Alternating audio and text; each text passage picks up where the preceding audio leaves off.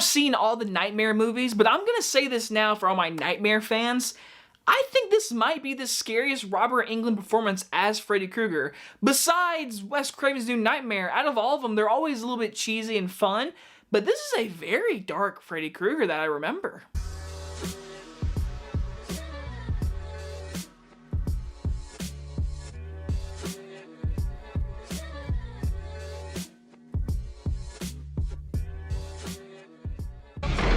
Watch out for him.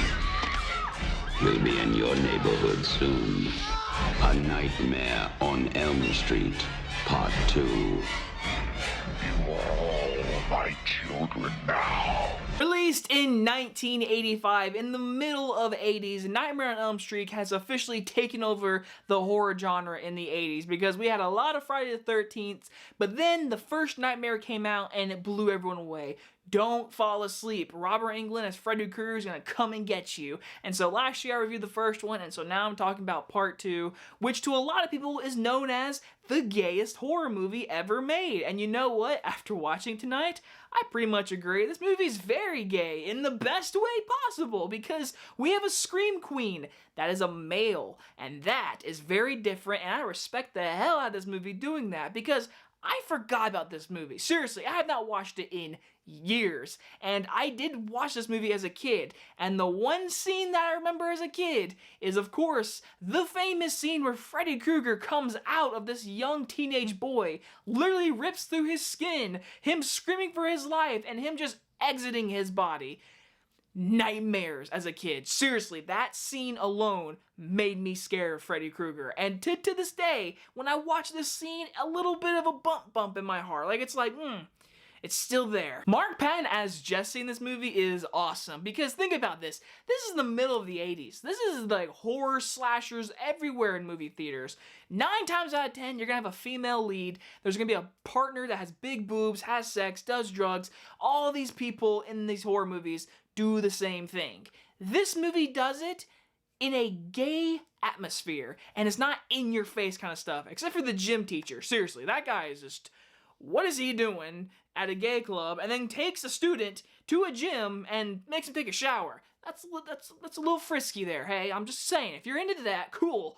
But that's a little freaky there. But when you add all that little gay atmosphere, which is very different for an 80s horror film, that is so cool. Seriously, this movie is so cool for being so different.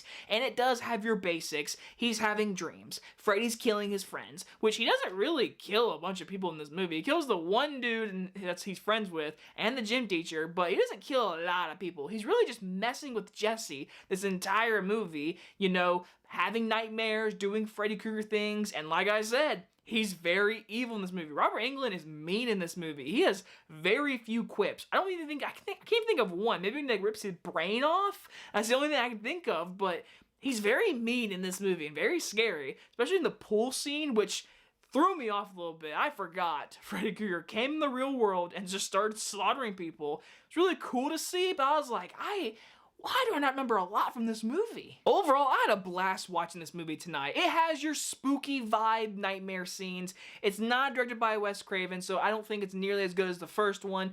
But for how different this movie is and what time period it came on, I really just respect this movie for coming out back then and doing what it did because, yes, as a general audience, it is giving you your horror aspects, your nightmare scenes, your blood, all of that stuff. As a kid, it creeped me out, but watching it today as a grown-up, I can notice the atmosphere, the themes, and the little movements that Jesse is doing, and he's not even a gay character, and I can respect people who are gay watching this movie, can watch this movie and be like, we have a male Scream Queen.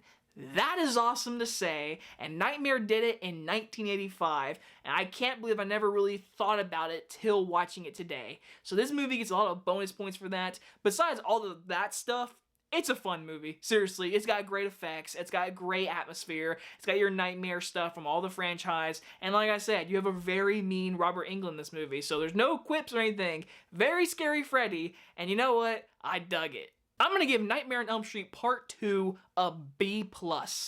It does make me want to watch the other movies and kind of rank them all together because I really want to know where I would place this because I've not seen the entire franchise in a long time. I've seen the first one plenty of times, but I haven't sat down and watched all the movies. I might need to do that one day. I really might need to. Anyway, guys, you guys enjoyed this movie review, and I'll see you guys on the next one. Bye-bye, everyone.